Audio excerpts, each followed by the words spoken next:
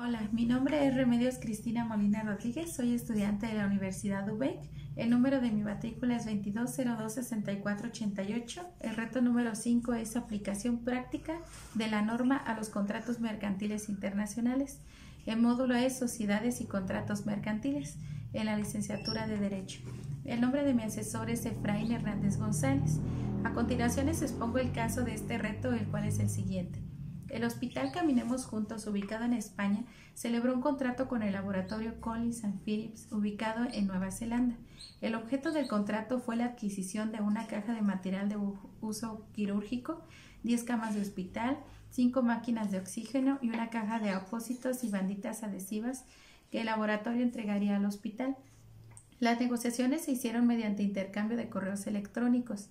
El precio pactado de la mercancía fue por la cantidad de 2 millones de pesos y culminó con la firma electrónica del contrato el día 30 de enero del año 2020. Se estableció como tiempo máximo de entrega de la mercancía 3 meses. En el mes de junio del 2020, al llegar la mercancía, el personal del hospital revisa la entrega y hace las siguientes anotaciones. Se recibió una caja de material de uso quirúrgico, una caja de abatelenguas y aplicadores, 4 máquinas de oxígeno y el embaje de 3 de las 10 camas de hospital estaban defectuosos. Nos piden contestar las siguientes preguntas respecto a este caso. La primera es, ¿qué tipo de contrato mercantil celebraron las partes? Es un contrato de compraventa el que se celebró de manera internacional, ya que es un acuerdo de voluntades entre distintas partes que residen en estados diferentes. Dicho contrato se ajusta al artículo 3 y 7 de la Convención de las Naciones Unidas sobre los contratos de compraventa internacional de mercaderías, sobre la regulación de la compraventa internacional.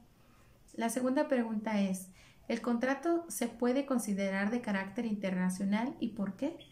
Como se mencionó, el contrato sí es de carácter internacional, ya que las partes residen en países diferentes, así como las negociaciones que se llevaron a cabo. La tercera pregunta dice, ¿qué tipo de contrato internacional celebrado por medios electrónicos identificaste? El medio electrónico utilizado en este caso es el de contratos electrónicos internacionales en su modalidad de vía correo electrónico. La cuarta pregunta nos dice, ¿qué obligaciones corresponden a cada parte por la suscripción del contrato?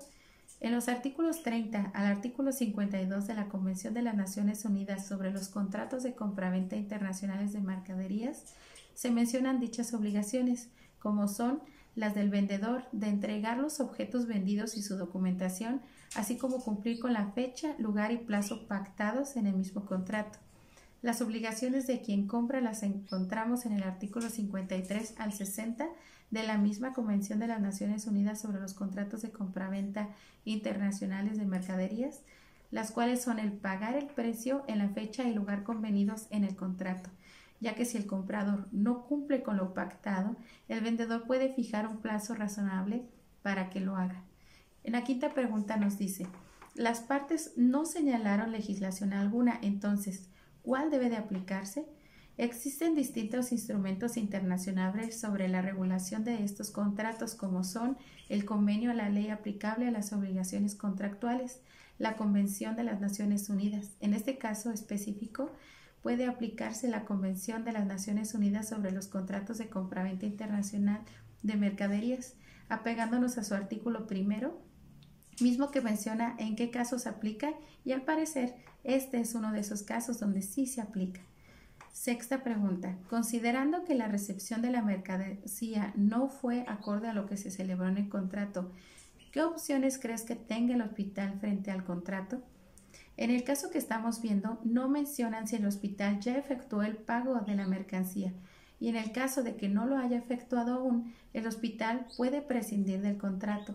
Esto de acuerdo al artículo 73 de la Convención de las Naciones Unidas de los contratos de compraventa internacionales de mercadería, que contienen las razones por las cuales se puede disolver el contrato y el incumplimiento de las obligaciones de una de las partes es una de esas razones. Pero en el caso de que el pago sí se haya realizado, el hospital puede solicitar una indemnización, esto de acuerdo a lo dispuesto en el artículo 74 al 77 de la Convención de las Naciones Unidas sobre los contratos de compraventa internacional de mercaderías. Séptima pregunta. ¿Crees que procede la cancelación del contrato? Si ambas partes así lo acuerdan, sí es posible esto de acuerdo al artículo 29 de la Convención de las Naciones Unidas de los contratos de compraventa internacionales de mercadería. Cabe mencionar, si ambas partes no acordasen la cancelación, el hospital podría realizar los actos para dejar sin efecto el contrato. Como conclusión, podríamos mencionar que podrían ser aplicables 3 cláusulas al contrato mencionado entre el hospital Caminemos Juntos y el laboratorio Collins & Phillips para prevenir futuros conflictos, y estos son: la primera cláusula que podría ser aplicable al contrato celebrado sería la descripción del objeto del contrato, así como las consecuencias en caso de que la misma no coincida con los artículos que debe recibir el comprador. Segunda cláusula que podría ser aplicable al contrato celebrado sería el plazo para que el comprador realice el pago, ya que no se menciona si al momento de recibir la mercancía al hospital ya había realizado el mencionado pago. La tercera cláusula que podría ser aplicable al contrato celebrado sería la resolución de controversias, es decir, que en el caso de incumplimiento de las partes, ambas pueden negociar cómo solucionar el problema antes de que se hagan problemas legales. Hasta aquí sería mi reto número 5. Espero que haya sido de su agrado y haber cumplido satisfactoriamente con lo solicitado. Gracias.